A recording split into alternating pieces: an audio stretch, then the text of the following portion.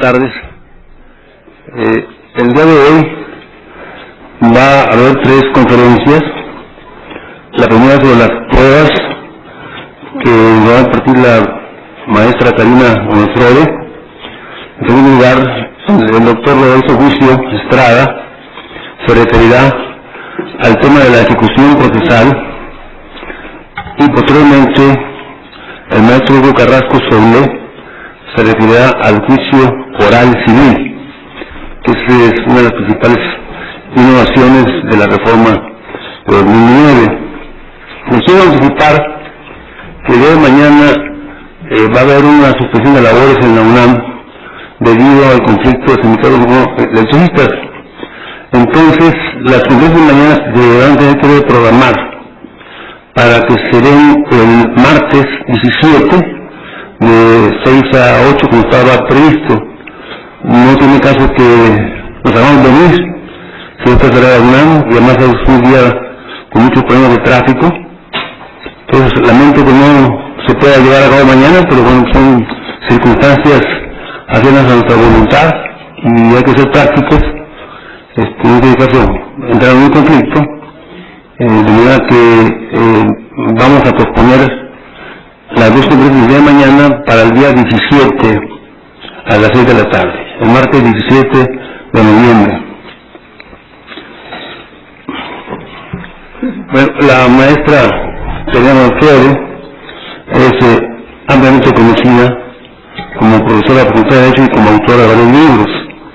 Ella es licenciada en Derecho por la Facultad de Derecho de la UNAM, tiene la especialización en materia de propiedad industrial por la Oficina de Patentes del gobierno japonés y por el Instituto Japonés de Innovaciones e Invenciones.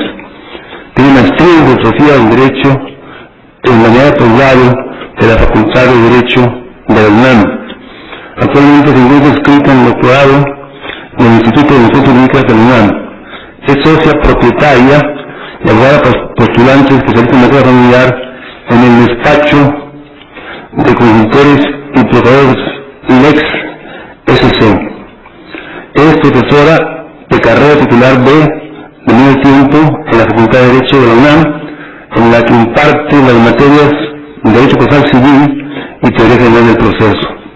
También es profesora en el Instituto Tecnológico Autónomo de México, donde imparte Teoría General del Proceso.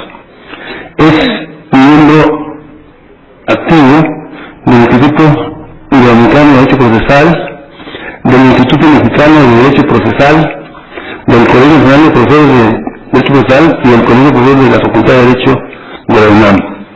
Entre sus obras se encuentran Introducción a la Teoría Política, Organización Judicial, Jurisdicción, Acciones, Procedimientos e Incidentes, El Arte de Litigar, el Derecho Procesal, Sistemática del Derecho Procesal Familiar, ¿verdad? Sistemática. Si no me la correcto. Derecho Procesal Familiar. Es también coordinadora del libro Al Maestro con Cariño, obra colectiva en homenaje al maestro Cipriano Lara, que es su padre. Ella hereda el talento intelectual, el talento para la ciencia y el derecho procesal de un gran maestro mexicano que fue el doctor Cipriano Lara. Está ella con usted. Muchas gracias.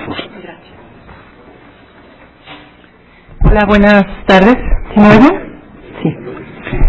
Bueno, para mí es un honor estar aquí con ustedes. Vamos a tratar de hacer más bien, es un intercambio de impresiones con respecto a las reformas. A mí me toca hablar acerca de las pruebas, de todas las modificaciones, que no son tantas como en otras materias. Y me da mucho gusto, doy las gracias al doctor José Valleja Vela por la invitación, por la preocupación para que discutamos estos temas de la reforma en un foro académico, en un foro universitario y en uno de los máximos órganos institucionales de investigación científica jurídica en el país, como es este centro de investigación tan maravilloso que es el Instituto de Investigaciones Jurídicas. Quiero hacer patente que formamos parte de grupos de profesores que estamos preocupados siempre porque el proceso sea un instrumento, es un instrumento, y que este instrumento es un instrumento eficaz para la solución de nuestros conflictos, que al fin y al cabo ese es el espíritu de cualquier proceso jurisdiccional, el que sea eficaz, que tenga una solución y que no sea un procedimiento tardado, complicado, como muchas veces lo ha sido. Esta reforma, aprobada, como ustedes bien saben, porque creo que todos son litigantes, abogados litigantes muy reconocidos, y por eso me da mucho gusto platicar con ustedes más que una conferencia, pues es más bien un intercambio de posiciones y de ideas. Yo les voy a decir mi modesta opinión con respecto a algunos puntos importantes que me tocaron de la prueba. Me acabo de encontrar ahorita profesores en la Facultad de Derecho que me decían que el Código de Procedimientos Civiles es como una especie de caja de Pandora. Cada vez que se abre la caja aparecen nuevas sorpresitas, y así nos pasaba, ¿no? Además de ser profesora, también soy litigante, soy abogada postulante, me encanta el derecho procesal familiar, y de todas maneras, aunque ustedes saben bien, los abogados postulantes, los abogados que nos dedicamos al litigio, siempre aprendemos todos los días cosas nuevas, es decir, no podemos afirmar que no sabemos el código de memoria, y pues menos ahora cuando nos los han cambiado casi la mitad, y además sin consultarnos. No nos consultaron ni a los profesores, no nos consultaron a las universidades, no consultan a los abogados postulantes. Es un acto autoritario, antidemocrático del gobierno el hecho de que nos imponen ahora nuevas reglas como a ellos se les apetece, y entonces nosotros pues tendremos que someternos a ellas en este sentido, y veremos qué tanto nos conviene someternos, ¿verdad? O de todas maneras seguir con un ejercicio crítico en la prensa o dentro de nuestras universidades, hablando de las ventajas y desventajas, de los claroscuros de esta reforma. Si bien el juicio oral también tiene reguladas las pruebas, no voy a hablar de las pruebas dentro de este juicio oral que entrará en vigor, como ustedes saben, dentro de un año. Eso lo vamos a dejar para el profesor que le toca hablar de los juicios orales. Entonces, me voy a dedicar precisamente a las pruebas y a decir que el periodo probatorio, como ustedes saben, es una parte del proceso, una parte de la instrucción que es determinante a veces para que el juez tenga y podamos provocar en dicho juez una convicción. Es decir, la prueba, como ustedes bien saben, es fundamental para producir en el juez ese convencimiento para que se otorgue la razón en un asunto. Es decir, para que el juez conozca lo que se llama la verdadera verdad. La verdad a veces material, más allá que la verdad formal. Y entonces por eso es importante este periodo probatorio. En este periodo probatorio podríamos decir que, por fortuna, subsisten dos disposiciones que han quedado intocadas, que son disposiciones que yo les enseño mucho a mis alumnos en las clases de procesal civil, que son en principio el artículo 278, que es fundamental y que se me hace uno de los artículos más importantes dentro de el periodo probatorio, el 278, y que dice así: para conocer la verdad sobre los puntos controvertidos, puede el juzgador valerse de cualquier persona, sea parte o tercero, y de cualquier cosa o documento, ya sea que pertenezca a las partes o a un tercero, sin más limitación que la de las pruebas, que las pruebas no sean prohibidas por la ley, ni sean contrarias a la moral. Esta disposición, por suerte, no nos las cambiaron, no fue reformada. Y esta disposición es muy, muy importante porque otorga a las partes tanto materiales como formales, la posibilidad de ofrecer probanzas, ofrecer pruebas dentro de nuestro procedimiento, y no se nos limita. No, es decir, para conocer la verdad, el juez puede valerse de cualquier probanza, pero, sin embargo, en nuestro Código de Procedimientos Civiles siempre tuvimos reguladas algunas pruebas importantes. Es decir, además de las que están reguladas, cualquier parte podría ofrecer otras que no estuvieran reguladas. A veces se decía, es decir, nosotros podríamos ofrecer incluso probanzas producto del descubrimiento de la ciencia y otro tipo de probanzas que no necesariamente nos tienen que restringir en un código y que no necesariamente tienen que estar en el código para ser ofrecidas. Como ustedes bien saben, las pruebas típicas y las que siempre han estado reguladas por nuestro código han sido pues la confesional, luego la documental, pública y privada, después obviamente las testimoniales de inspección judicial, la pericial, que es la prueba más complicada y cuyo desahogo hace algunos años nos costó sangre, sudor y lágrimas, aprendernos todo ese ofrecimiento, luego la admisión, la preparación y el desahogo de la prueba pericial era la prueba más difícil de todas las probanzas dentro de nuestro código. Y vamos a hablar también de ello un poco. Y ya para terminar, la testimonial, que también tiene algunos cambios, y también se siguen regulando las fotografías, las fotocopias y los demás instrumentos producto de la ciencia. Bueno, vamos a empezar entonces con hablar acerca, les voy a decir cómo va a estar dividida mi pequeña plática con ustedes. Voy a referirme en principio a algunos artículos importantes que fueron modificados del ofrecimiento y admisión de las probanzas. Y los artículos van a ser el 277, el 298 y el 300. Después nos vamos a ir a la confesional. En la confesional es la prueba que más cambios hubo. Y la confesional vamos a ver el artículo 309, el 313, 315, 319, 321 y 322. Después, en las documentales, me voy a referir solo a dos artículos que son el 327 y el 334. De la prueba pericial son el 347, 348, 349. Y de la testimonial también tuvo algunos cambios importantes, son el 358, 359, 360 y 362.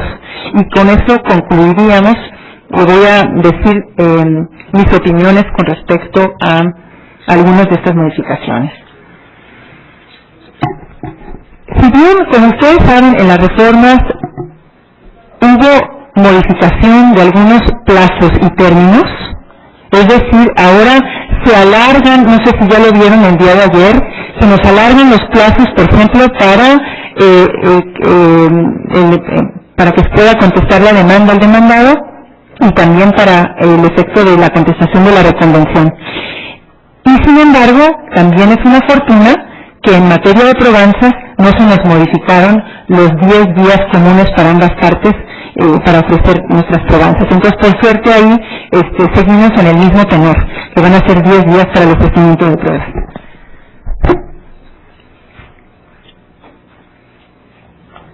Después, con respecto al 277, fíjense que contra el auto que manda abrir a prueba un juicio no procede recurso alguno. Antes, fíjense que la disposición decía que contra el auto que mandara abrir el juicio a prueba procedía el recurso de responsabilidad. El mal llamado recurso de responsabilidad, porque como ustedes saben, la responsabilidad no era un recurso, ¿no? Y sin embargo, ahora se nos dice que no va a proceder ni siquiera ese pseudo llamado, mal llamado recurso de responsabilidad. Que no sé si ustedes algún caso hubieran tenido, pero yo no conozco ningún caso de que se hubiera promovido un recurso de responsabilidad antes de estas reformas contra el auto que mandaba abrir a prueba el juicio. Y sin embargo, ahora, como ustedes saben, todas nuestras apelaciones han cambiado. Ahora vamos a tener que acostumbrarnos a que tenemos una apelación preventiva y una apelación inmediata, y vamos a tener entonces una apelación de tramitación inmediata que significa, en efecto devolutivo, Y, por ejemplo, en el artículo 277 nos habla de que contra el auto que manda abrir a prueba un juicio no procede recurso alguno. Aquel en que se niegue será apelable en el efecto devolutivo de tramitación inmediata. Este es un cambio que tendremos que considerar, que también no es muy recurrible, es decir, no solemos los abogados postulantes utilizar mucho este recurso de apelación. Vamos a ver cuál sí utilizamos más adelante. Bueno, después de este artículo 277 nos saltamos al 298. Aquí en el 298 sí creo que el cambio es gravísimo para nosotros los abogados postulantes y viene en este tenor. Contra el auto que admita pruebas que se encuentren en alguna de las prohibiciones anteriores, procede la apelación en el efecto devolutivo de tramitación conjunta con la que en su caso se haga valer en contra de la definitiva. En el mismo efecto devolutivo de tramitación conjunta con dicha sentencia, procede la apelación contra el auto que deseche cualquier prueba. Y de hecho nosotros, los abogados postulantes, por lo general, lo que más utilizábamos cuando se nos desechaba una prueba era una apelación, ¿no? Y ahora esa apelación la vamos a poder promover, pero sin embargo se va a quedar ahí, le van a salir telarañas a la pobre apelación, porque no se va a poder substanciar y no va a poder entonces ser resuelta por la sala, sino hasta entonces nosotros decidamos apelar contra la sentencia definitiva, para que entonces se tramiten conjuntamente la apelación contra el auto que desechó la prueba y la apelación contra la sentencia definitiva. ¿Qué nos va a provocar esto? A mí se me hace una reforma fatal. Es grave entonces que un auto que con violaciones en la legalidad, que se esté desechando una prueba que era fundamental e importantísima para nuestro proceso, se nos sea desechada y no podamos entonces que sea revisable en segunda instancia. Esto es gravísimo, es muy muy grave, porque entonces nos deja con las manos atadas, sin una prueba fundamental quizás que tendríamos y que se nos fue desechada, y vamos a tenernos que esperar hasta que venga la sentencia definitiva. Y ustedes saben lo que puede transcurrir, el tiempo que puede transcurrir desde ese auto que nos desecha la prueba hasta que se nos dicte la sentencia. Pueden ser incluso años, y entonces no tenemos esa posibilidad de revisión. ¿A quién se le consultó? Pues a nosotros no, ni a los profesores, ni a los abogados postulantes, ni a nadie. ¿Cuál es el espíritu de esta disposición? El atarnos las manos y entonces no apelar contra nada, ¿verdad? Casi se nos prohíbe entonces promover apelaciones, para que no estemos dando lata dentro del proceso, no estemos entorpeciendo el proceso. Pero, como ustedes saben, el auto que manda, sobre todo que admite probanzas, es sumamente importante para todas las partes. Entonces, bueno, esto se me hace gravísimo y a ver cómo nos va, porque esto lo estamos viendo, pero acaba de entrar en vigor esta reforma y vamos a ver en la práctica cómo sucede. Este artículo 298 también prevé que en los casos en que las partes dejen de mencionar los testigos que estén relacionados con los hechos que fija en la litis o se dejen de acompañar documentos que se deban presentar, salvo en los casos que señalan los artículos 96, 97 y 98 de este código, el juez no admitirá tales pruebas. Toda esta disposición, como ustedes ya la conocen muy bien, que en el escrito inicial de la demanda había que anexar los documentos base de la acción y los documentos que tuviéramos como probanzas y además señalar los nombres de nuestros testigos. Esa obligación pues la subsiste, sin embargo estaba prevista en un artículo que fue derogado. El artículo era el 294, se deroga ese 294 y se pega entonces a este 298 y subsiste entonces nuestra obligación de lo que significa la litis cerrada, es decir, el litigar bajo una litis cerrada. En el momento en que nosotros presentamos la demanda, nosotros tenemos entonces que sacar todos los haces, incluso los que tenemos bajo la manga, ¿verdad? Y decirle al juez el nombre de todos nuestros testigos, todos los documentos. No podemos quedarnos así con un recibito ahí, sorpresa, ¿verdad? Para sacarlo a la mera hora como antes pasaba, ¿no? O como sucede en otros sistemas de procedimientos como en Estados Unidos, que de repente sale el testigo que habían mandado matar, ¿no? y sale y aparece en la audiencia y dicen, oh, ¿de dónde apareció este testigo? Eso obviamente va en contra de las reglas de la lealtad que obedece a la litis cerrada. Bueno, de ahí nos saltamos al artículo 300, que también es interesante. Ya de por sí ustedes saben que los juicios de arrendamiento estaban limitados, las pruebas que se ofrecían en los procedimientos de arrendamiento, sobre todo las pruebas periciales que muchas veces se ofrecían para entorpecer el procedimiento, de todas maneras ya no eran admisibles, sino hasta que la sentencia fuera favorable para esa parte que las había ofrecido. Aquí se agregó ahora en el artículo 300 un párrafo al final del artículo 300 que dice: en los juicios de arrendamiento inmobiliario no es aplicable el término extraordinario a que se refiere este artículo. Este artículo, el 300, es un artículo que prevé que hay pruebas que se desahogan fuera del DF o incluso en el extranjero.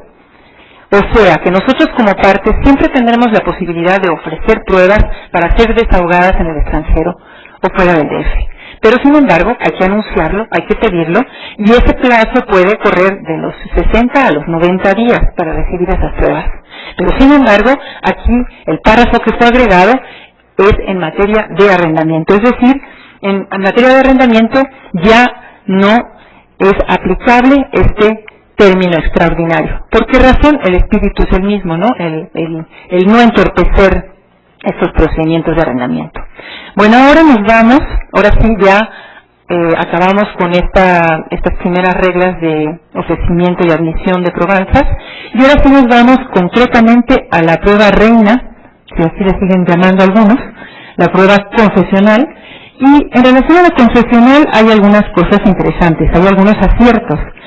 Vamos a ver, primero el artículo 309 de nuestro código dice: la notificación personal al que deba absolver posiciones se practicará por lo menos con 2 días de anticipación al señalado para la audiencia, sin contar el día en que se verifique la diligencia de notificación ni el señalado para recibir la declaración, bajo apercibimiento de que si dejara de comparecer sin justa causa, será tenido por confeso. Como ustedes bien saben, la confesional podíamos un día antes de la audiencia llegar con el actuario y chas, notificarle. Entonces siempre había que estar muy abusados, ¿verdad? Decirle a nuestro cliente, ponte muy abusado, vamos a esperar a ver si llega la notificación personal un día antes de la audiencia, vamos a tenernos que presentar, si no llega, no. Pero ahora va a ser con 2 días de anticipación. ¿Cuál es el espíritu de esta reforma? Bueno, es un acierto en el sentido que vamos a tener más tiempo, sobre todo en una ciudad tan complicada y estresada como esta Ciudad de México tan violenta. Bueno, por lo menos tendremos más tiempo para preparar a nuestro cliente si es que tiene que comparecer a absolver posiciones en la confesional. Después de eso nos saltamos al 313. Antes, contra la calificación de posiciones, como ustedes saben, el juez calificaba las posiciones, ¿verdad? ¿Se acuerdan que las posiciones tenían que ser formuladas de manera personal, sin poner cuestiones negativas, sin que no fueran insidiosas, que tuvieran que ver con los puntos litigiosos, etcétera, etcétera? Y de todas maneras, a veces nos enfrentamos con jueces arbitrarios, con jueces no preparados o con jueces distraídos, ¿no? Que de buenas a primeras nos pueden calificar todo bien el pliego de posiciones, pese a que nosotros quizás hicimos por ahí alguna posición y redactamos alguna posición medio insidiosa y se nos califica por sorpresa. Por eso les digo que todo está lleno de sorpresas en este mundo del litigio. A veces se nos calificaba de legal. Y sin embargo, ahora tenemos ese recurso, que antes no procedía ningún recurso, y ahora, extrañamente, la reforma viene a concedernos a las partes un recurso de apelación en efecto devolutivo de tramitación conjunta con la definitiva. Ah, pues muchas gracias por concedernos ahora la posibilidad de que capaz, si se nos desecha una posición porque se considera insidiosa y a nosotros no se nos hace insidiosa, tenemos otra opinión con respecto al juez, de todas maneras nos vamos a tener que esperar hasta que se dicte la sentencia definitiva. O sea, gran favor que nos hace la reforma, ¿verdad? Es lo mismo, es decir, parece ser que es igual que no hubiera habido apelación. Esto como que no tiene congruencia, como que no es congruente. Ahora nos saltamos al 315. Fíjense que en el 315 se decía que los absolventes que tenía que absolver posiciones en una prueba confesional, antes, si fuera extranjero, entonces se le designaría un perito traductor. Desde siempre en el Código de Procedimientos Federal, el Código Federal de Procedimientos Civiles decía que si fuera extranjero o si fuera indígena, entonces se le pondría o se le nombraría un perito traductor en su lengua o en su idioma especial. Y ahora lo que esta reforma vino simplemente a simplificar las cosas y a decir, aquel que tenga que absorber posiciones y no sepa hablar español, ya con eso se le designará un perito traductor, ¿no? Puede suceder, es decir, que ya se están incluyendo a los indígenas o a aquellas etnias que algunas personas que no hablan castellano correctamente, y entonces tienen la posibilidad de que se les nombre un perito. Aquí viene otro acierto, el 319. En el 319, de las declaraciones de las partes se levantarán actas en las que será constar la contestación dada a la posición, iniciándose con la protesta de decir verdad y sus generales. Antes decía que el acta tenía que ir con la contestación y también implicando la pregunta. Y entonces decía uno, entonces ¿para qué servía anexar el pliego de posiciones de la confesional? Porque en el pliego de posiciones de la confesional, pues ahí ya están las preguntas, ¿verdad? Entonces era absurdo que aquí en esta disposición se dijera que siempre tenía que estar implicada la pregunta, pues ¿como para qué? No necesita estar implicada. Con que esté la respuesta a la confesional, no. Y así, en la práctica, así es. Nunca se ponía, nunca se transcribía la posición completa, jamás. A la primera contestó que no, a la segunda que no, a la tercera que no. Siempre fue así. Entonces, bueno, es simplemente una modificación acertada, vamos, porque no tenía caso, más bien congruente con lo que pasa en la práctica. Ahora, hay varias disposiciones, seguimos en la confesional, la 321, que en caso de enfermedad legalmente comprobada del que deba declarar, que más bien declarar sería del que deba absolver posiciones, o de que la edad de éste sea de más de 70 años. Esto es la reforma que encontramos. Es decir, se está considerando que una persona que sea mayor a los 70 años, entonces el juzgado se podrá trasladar para que en su domicilio o en el lugar en donde se encuentre se pueda entonces desahogar la prueba confesional a su cargo. Esto es subjetivo. Si bien tiene que ver con el respeto que le debemos de tener a las personas de mayor edad, lo que sí les puedo decir es que al revés, yo siento que cada vez nuestros viejitos, que ya ni son viejos, o sea, puede haber un hombre de 80 años, de 90 años, que está de maravilla, que está perfecto.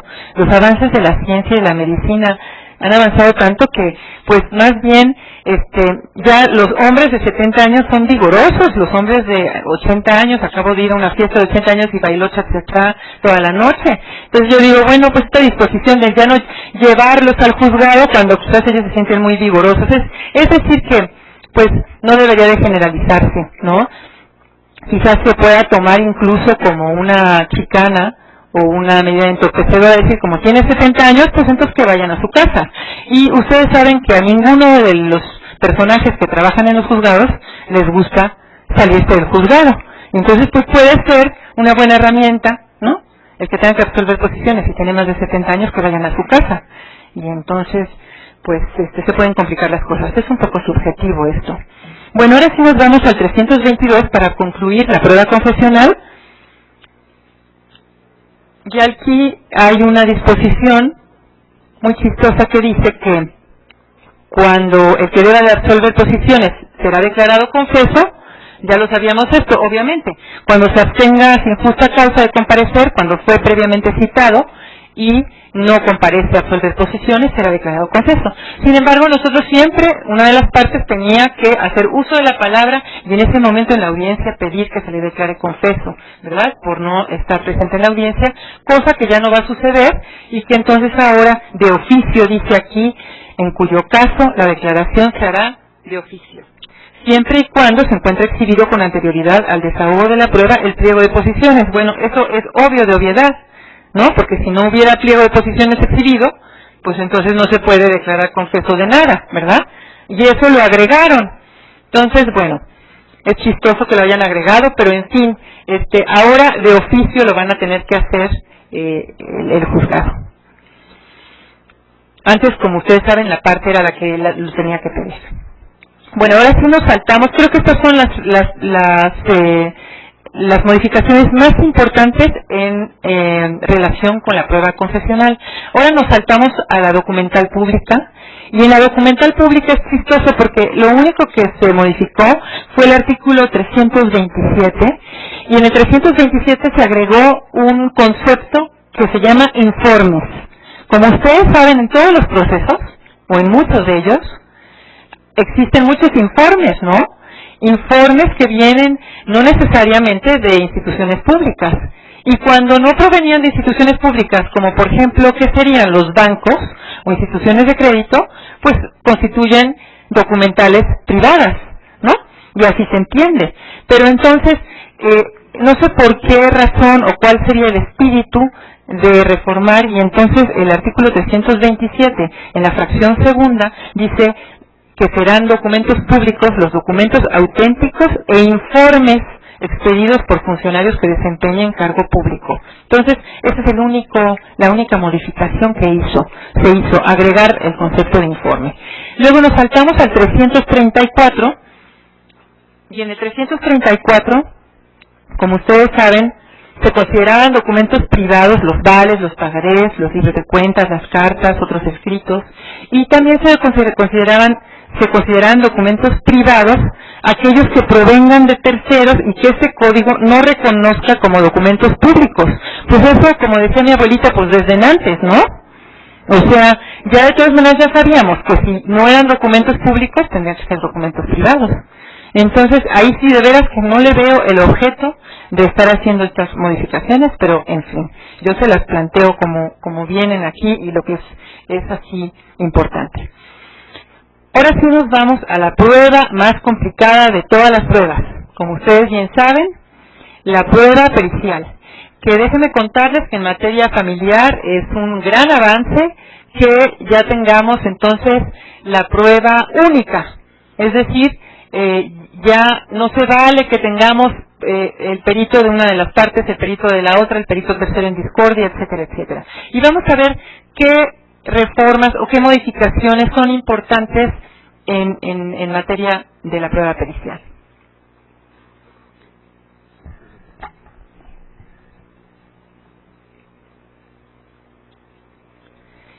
Por suerte nos dejaron en los mismos plazos también, no fueron modificados. Es decir, se mantienen los famosísimos plazos de 3 días para que ambos peritos acudan al tribunal a protestar su cargo, a aceptar su cargo, a decir que conocen los puntos controvertidos del asunto, y a exhibir, etcétera, etcétera. Entonces esos 3 días se mantienen. Y también se mantienen los 10 días para la exhibición del dictamen pericial, y también se mantienen los 5 días para los procesos sumarios. Lo chistoso es que este es uno de los pocos artículos que hablan de procesos sumarios, porque como ustedes saben, existían siempre procesos ordinarios y procesos sumarios. Y la palabra sumario fue casi eliminada de nuestro código porque hubo una época en la historia en la que los procesos sumarios se volvieron más largos y más complicados que los ordinarios. Entonces se volvió una palabra peyorativa. Y entonces decían, no, vamos a suprimir todo lo que sea sumario. Pero aquí se quedó, y en el desahogo de la prueba pericial subsiste entonces el concepto de juicio sumario para decir que cuando se trata de un juicio sumario, pues está mal dicho, porque pues en todo el capitulado del Código de Procedimientos Civiles no vemos sumarios, lo que vemos son controversias familiares, controversias en materia de arrendamiento, o sea, controversias especiales que no se rigen bajo el procedimiento ordinario civil. Entonces a eso se refiere. Y cuando es en este aspecto, pues vamos a tener 5 días para poder presentar nuestro dictamen pericial. Ahora, un cambio muy importante, que es creo que el más importante de la prueba pericial, viene en la fracción sexta de este artículo 347. Este es el cambio más importante que yo le veo. Como ustedes saben, antes de las reformas, el oferente de la prueba tenía una calidad diferente al no oferente. Es decir, el oferente de una prueba pericial tenía muchas virtudes, porque se le podía pasar los plazos para todo y no importaba, porque el juez entonces tenía la obligación de ponerle un perito a esa parte oferente, cosa que se ha modificado por completo en esta fracción sexta, en la que se dice: la falta de presentación del escrito del perito designado por la oferente de la prueba, donde acepte y procese el cargo, dará lugar a que se tenga por desierta dicha pericial. Creo que este es un gran acierto, porque antes, ¿qué era lo que sucedía? Si se trataba de la parte oferente, entonces la parte oferente muy bien podía no presentar el escrito de aceptación de su perito dentro de esos 3 días, y entonces el juez le nombraba un perito de la lista de peritos del Consejo de la Judicatura, y pues estaba muy cómodo y muy plácido, y siendo él el que había ofrecido la prueba pericial. Entonces, bueno, creo que sí es un cambio importante. Si la contraria no designare perito, o el perito por esa designado no presentar el escrito de aceptación y protesta del cargo, dará como consecuencia que se tenga a esta por conforme con el dictamen pericial que rinde el perito del oferente. Bueno, esto más o menos quedó igual como ya estaba establecido anteriormente. Hay una falta de sistematización y de orden, siempre la ha habido. Yo no sé por qué, otra vez les vuelvo a repetir, por qué no nos consultan, ¿verdad? ¿Por qué nunca nos atienden nuestras peticiones? Hay un artículo que es el 348, que dice: el juez, antes de admitir la prueba pericial, dará vista a la contraria por el término de 3 días. Este debería ser una disposición, un artículo que debería de haber venido en primer lugar. O sea, este es el primer artículo que debería de estar establecido y redactado al momento de que entramos a analizar la prueba pericial, y no viene hasta después. Es decir, se le pregunta a la parte no oferente: oye, ¿se te hace que es pertinente esta prueba? Es como un poco absurdo, porque obviamente muy pocas partes dirían: sí, me encanta que hayas ofrecido una pericial, ¿no? Yo también quiero ofrecerla.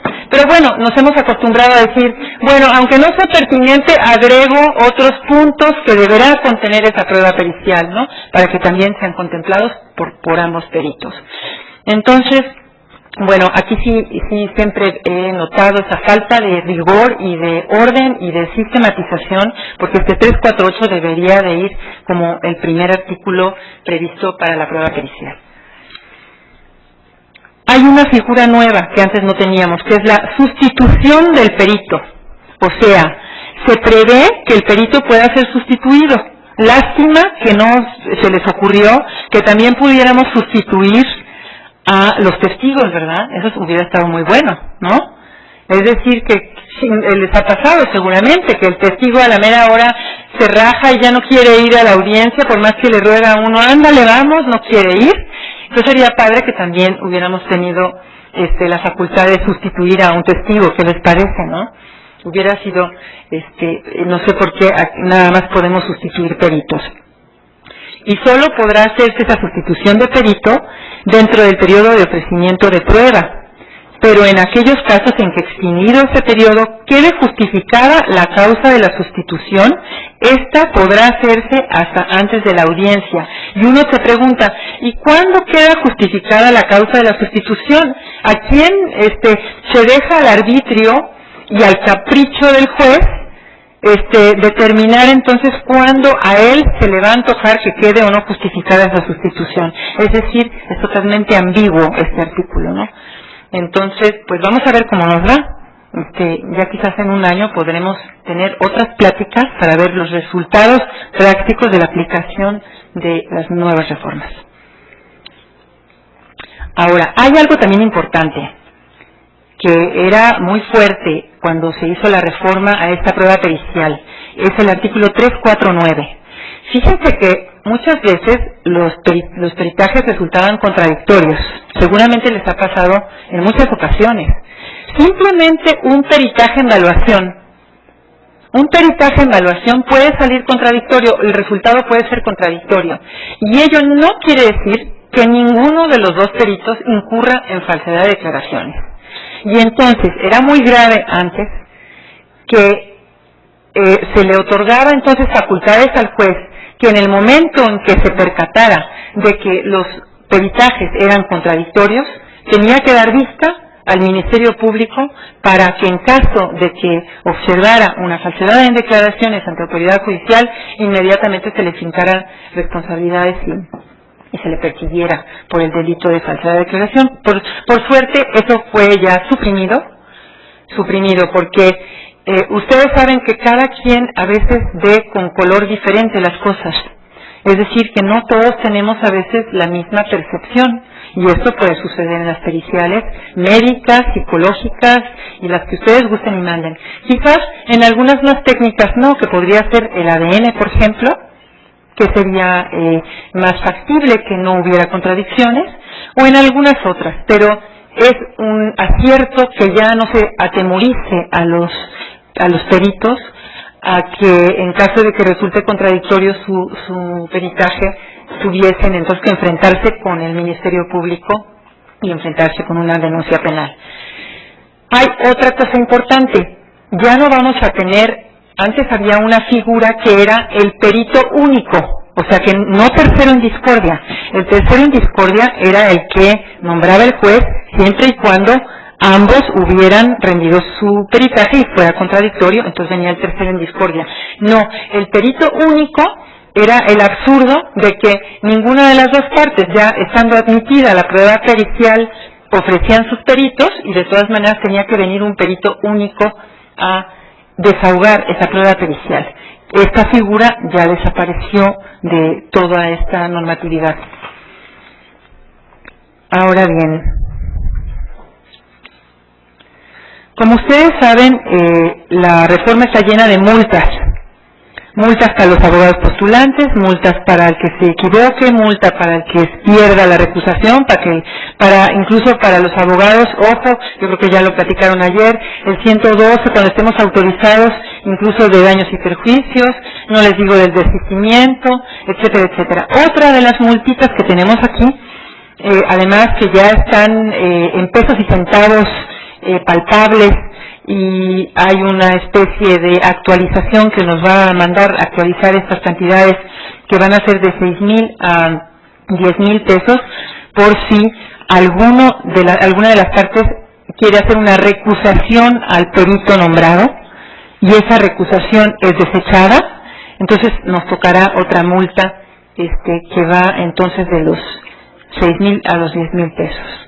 Y bueno, es interesante, vamos a ver cómo funciona esto, porque ya alguna vez en la vida nosotros teníamos disposiciones en nuestro código con pesos y centavos y que no fueron actualizadas, ¿se acuerdan? Y de repente pues resultaban ser cantidades obsoletas y anticuadas y absurdas. Vamos a ver cómo funciona esto de las actualizaciones a la larga, a través de los años, si nos conviene entonces en vez de múltiplos del salario mínimo estar con cantidades fijas y siempre estar viendo los índices nacionales de precios al consumidor para ir actualizando todas estas multas. Bueno, ya para terminar nos vamos a la prueba testimonial. La prueba testimonial, otra vez se dice que a los testigos que tengan más de 70 años, el juzgado podrá trasladarse ya no a su casa, ¿a dónde creen? Al lugar en donde se encuentre el testigo, a cacharlo en donde se encuentre, que no necesariamente tiene que estar en su casa. Bueno, pues vamos a ver cómo resulta también esta, a ver si de veras vamos a practicar esto o si nos va a ser más latoso. Siempre acuérdense de esos 70 años, ¿no? Este hombre de 70 años va a estar bailando, o quizás danzón, va a ser difícil encontrarlo, porque les digo que los viejitos están re bien, muchos de ellos. Ahora, como ustedes saben, siempre los funcionarios públicos tenían ciertas ventajas importantes. Entre las ventajas era... Ya voy a terminar,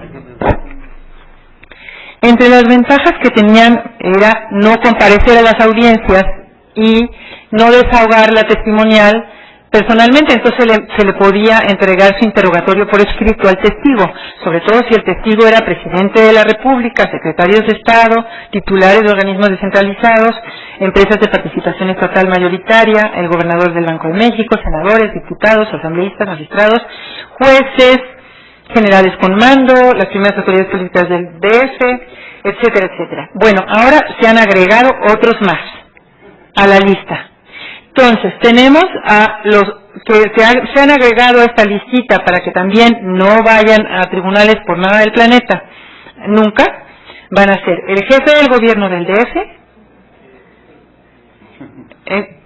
los gobernadores de los estados, los ministros de la Suprema Corte de Justicia, que no estaban tampoco, y los consejeros de la Judicatura y los consejeros electorales. Entonces, nunca jamás los vamos a poder llevar a tribunales, ¿no? Si queremos que vayan, que sean nuestros testigos, podrán serlo, pero vamos a tener que exhibirles el interrogatorio respectivo. Y ahora, la reforma también importante, ya para terminar, de la prueba testimonial es la siguiente. Como ustedes bien saben, en el DF, aunque en muchos estados así se solía hacer, se exhibe el interrogatorio por escrito, en el Estado de México, etcétera, pero nosotros en el DF siempre teníamos la costumbre, al interrogar a nuestros testigos, de picarlos, ya saben, cómo, cuándo, dónde, por qué, etcétera. Y ahora vamos a tener la opción, porque eso es lo que dice el 360, para el examen de los testigos se podrán presentar interrogatorios escritos, en cuyo caso se agregarán a los autos, es decir, que entonces ahora podremos preparar, siempre lo preparábamos de todas maneras, los abogados litigantes siempre teníamos el acordeón preparado para el testigo. No es que le fuéramos a decir que dijera mentiras, no, pero sí lo adiestrábamos en que, para que no se asustara, pues mira, te voy a preguntar tal y tal. Lo que no podíamos hacer es darle las repreguntas, ¿verdad?, del abogado contrario, esas no las sabíamos, a menos que fuéramos brujos o gitanos, tuviéramos una bola de cristal para saber qué va a preguntar o cómo va a ser la repregunta. Entonces, ahora va a ser interesante este experimento, a mí me parece interesante, yo lo voy a hacer en mis procesos, es decir, exhibir el interrogatorio para el testigo. Algunas veces incluso lo he hecho en la práctica, que con un secretario de acuerdos con el que es accesible y me llevo bien, le digo, ¿qué crees? Que tengo abajo otra audiencia a la misma hora, y aquí tengo estos dos testigos, pues pásame lo que le vas a preguntar por escrito. De volada lo hacemos en una hoja, pues van a hacer 5 preguntas rápido, y entonces ahí se las haces tú, ¿no? Y entonces no había problema. Y entonces quizás va a ser más cómodo, no tenemos que lucirnos tanto, porque ustedes saben que también el desahogo de la testimonial siempre era un lucimiento, no con el cliente a veces, sino con la contraparte y con el abogado de la contraparte, ¿verdad? Y siempre con el show de esa pregunta no pasa o esa pregunta no va. Y sin embargo, en este 360, contra la desestimación de preguntas en la testimonial, será admisible el recurso de apelación en el efecto devolutivo de tramitación conjunta con la que se formule en contra de la sentencia definitiva que se dicte. Cuando se dicte la sentencia definitiva, ya a mí ya se me olvidó la apelación de una pregunta que no pude formularle a mi testigo y que va a ser muy complicado que se obtenga una sentencia favorable de una apelación por desestimación de una pregunta formulada a un testigo. A mí se me hace también absurdo, pero en fin, va a ser interesante cómo vamos a formular estas preguntas. Ya para terminar, las reformas, obviamente las modificaciones que se me hicieron más importantes, no les he dicho todas, pero algunos de los puntos finos más importantes de estas reformas es el 362, que dice: no obstante lo dispuesto en los artículos anteriores, cuando el testigo resida fuera del Distrito Federal, deberá el promovente, al ofrecer la prueba, presentar sus interrogatorios con las copias respectivas para las otras partes, que dentro de 3 días podrán presentar sus interrogatorios de repreguntas.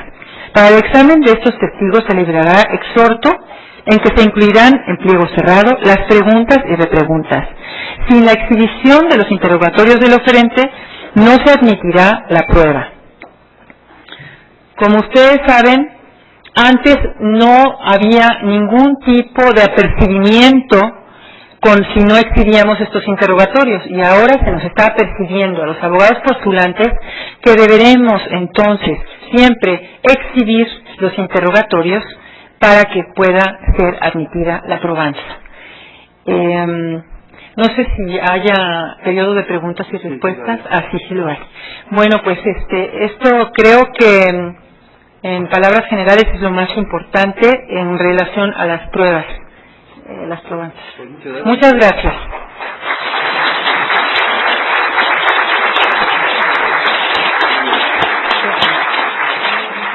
Agradecemos a la maestra su excelente conferencia, que tocó puntos esenciales y su gran calidad expositiva, muy amena.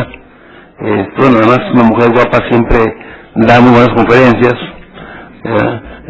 aparte que es conceptualmente muy bien hecha. De manera que vamos a hacer un breve periodo de preguntas y sesiones, preguntas y respuestas. Si hay preguntas, vamos a empezar para hacerlas sobre el tema que ella expuso con mucho gusto. ¿Hay una pregunta?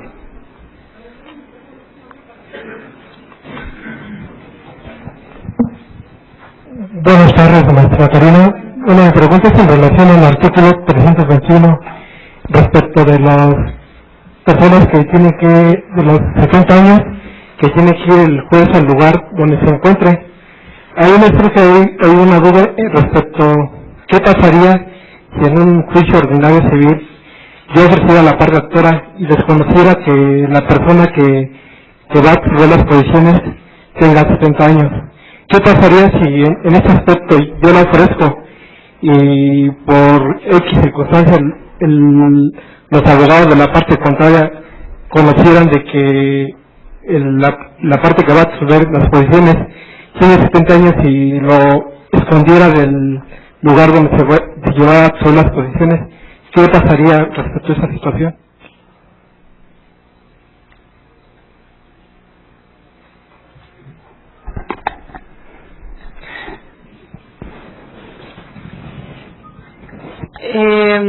Si hay algo complicado en esta vida es encontrar a las personas que se esconden, sean deudores, personas que van a absolver posiciones.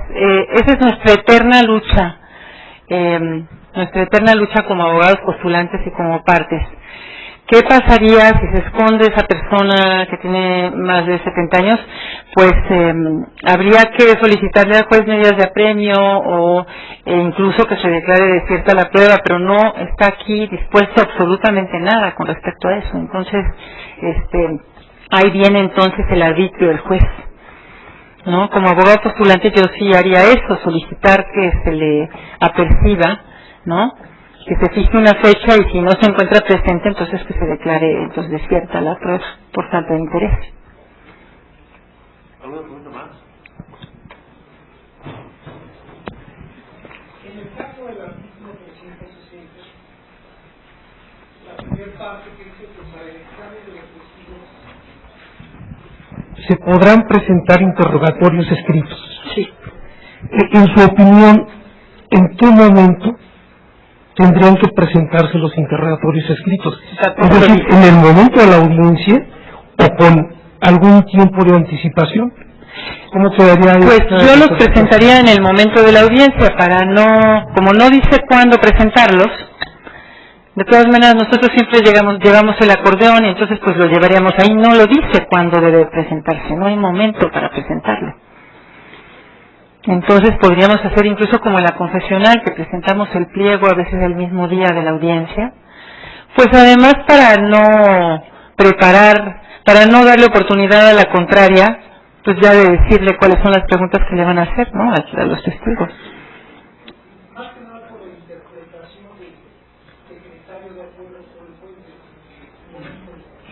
Sí, estamos en la inopia. No existe el momento procesal. Entonces, al no existir, entonces podríamos escribirlo desde el escrito inicial hasta antes de la audiencia o en plena audiencia. ¿Quieres hacer una pregunta?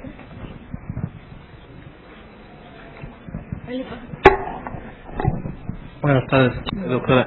Una pregunta. ¿Qué opinión le merece en el caso de la apelación preventiva para cuando hay pruebas que pueden causar una afectación de imposible reparación sobre alguna de las partes? Voy al caso de la pericial contable. Para la procedencia del juicio de amparo, anteriormente nos decían que debíamos agotar el recurso de apelación en atención al principio de definitividad. Hoy, esa exigencia de agotar el recurso de apelación anteriormente me es inútil, porque finalmente no tendría yo ningún resultado, sino hasta que se dictara la sentencia. Entonces, ¿qué opinión le merece a usted este inconveniente de la apelación de tramitación conjunta con la definitiva cuando hay actos que importan una afectación de imposible reparación? Intentar promover amparos indirectos en contra de estos acuerdos. Eso haría yo. Sí. Y si no mal recuerdo, existen casos en que la suspensión, en que el recurso de apelación que se admite en efecto definitivo, también cumpliendo ciertos requisitos se puede pedir que se admita en ambos efectos. Y entonces quizás tendría que serse muy cuidadoso si ir inmediatamente al juicio de amparo o si agotar el recurso de apelación solicitando que se admita en el efecto definitivo, en ambos efectos, exigir una garantía, etcétera, porque correría el riesgo de que efectivamente se tenga como un acto no definitivo para efectos de la improcedencia del amparo. Tendría que verse pues con mucho cuidado si debe agotarse el recurso de apelación solicitando la suspensión. El maestro José Ovalle le va a tocar hablar de todos los detalles de las apelaciones. Entonces estaremos presentes para ver todo lo que nos cuenta. Exponerles un tema muy importante, realmente muy delicado, pero sí quisiera exponerlo mejor el próximo 17. No sé si hay alguna pregunta más. Sí. ¿Qué faltando?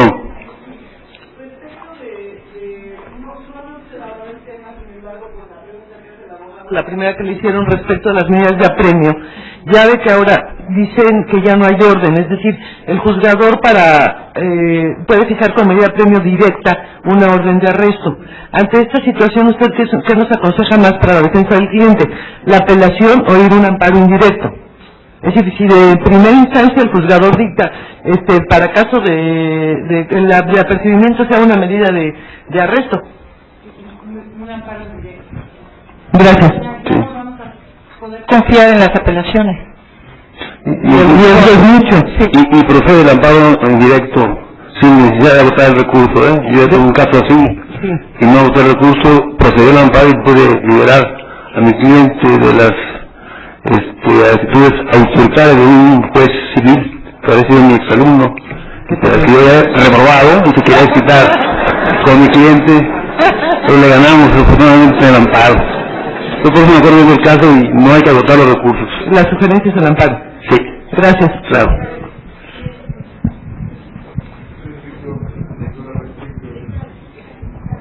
Respecto a la prueba pericial, que tiene usted razón, es la más compleja del código y me preocupa un punto.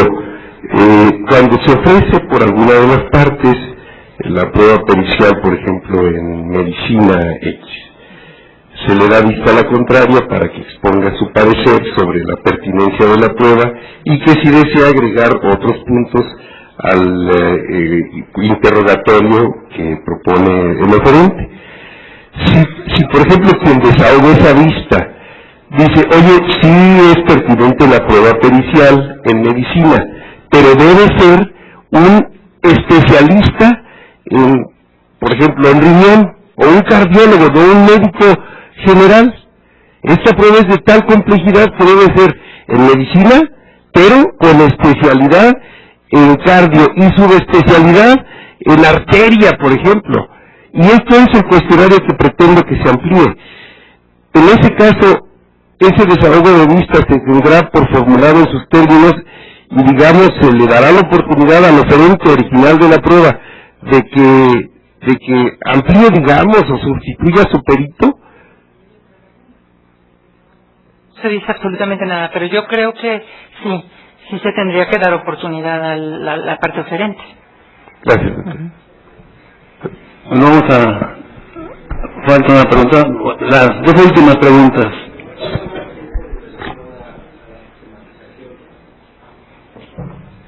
Dentro de la gaceta no se encuentra la exposición de motivos. Y obviamente primero se analiza y se pasa a las comisiones. Yo no he encontrado, ni en la internet, ni he encontrado cuál es el motivo a estas modificaciones, más que recuerdo que hubo un comentario, sin saber, pero una mujer que decía que estas exposiciones de modificaciones iba a agilizar la economía judicial. Entonces, de la sistematización a este proceso que sería el final, que es el juicio oral, yo no encuentro cuál es el motivo de estas reformas. Solamente veo que es proceso de economía judicial. Quiero decir esto desde el punto de vista en que si la apelación ya no me va a permitir retardar el proceso, quiere decir que voy a adelantar el proceso para que mi sentencia sea más rápida y por lo tanto intervengan los amparos, ya sea el directo o el indirecto. Porque no encuentro el motivo, o sea, no encuentro en sí la exposición de motivos que me indiquen. Bueno, es que los motivos de cualquier reforma es mejorar y agilizar nuestro proceso jurisdiccional, como decía yo al principio. Ese es el motivo. Cada quien tiene su diverso camino de concepción de cómo debe de agilizarse. Yo no encuentro, hay una incongruencia total en alargar los plazos y los términos con agilizar un procedimiento y un proceso, pues así es que no le encuentro el motivo. Como no fuimos llamados, le vuelvo a repetir, pues es una reforma totalmente autoritaria y política, al fin y al cabo. Sí, hay una más, ¿verdad? La última, porque ya está el opositor esperando su turno. Buenas noches. Nada más aquí se comentaba ayer sobre las facultades de los litigantes que tenemos con el artículo 112, y hay un párrafo muy importante que se le agrega, que va a estar facultado también para facultades que se requieren cláusula especial, incluyendo las de absolver y articular posiciones. Yo nada más le preguntaba su opinión especializada sobre qué va a pasar entonces con la confesión ficta. Digo, si de por sí ya no tenía casi valor pleno probatorio, pero digo, ¿qué va a pasar ahora con esta nueva reforma? En cuanto a qué dices, a la confesión ficta. Sí, o sea, porque no va a ser necesario que el cliente vaya, sino el litigante va a absorber las posiciones. Puede absorber posiciones. ¿Qué opinión tiene usted? Mira, hay veces que una resolución la hemos obtenido favorable gracias a una confesional. Yo todavía le sigo teniendo fe a la prueba confesional, muchas de las veces. Si elaboramos un buen pliego de posiciones, puede ser importante. Sobre todo, yo litigo en materia familiar. En materia familiar, para mí como abogada postulante, va a ser muy difícil desahogar por mí misma. Entonces yo no me otorgaría esas facultades de desahogar el pliego de posiciones. Entonces no creo que sea muy recomendable, sobre todo en cuestiones de materia familiar. Sí, gracias. Pues muchas gracias, maestra. Gracias. Otro día. Gracias.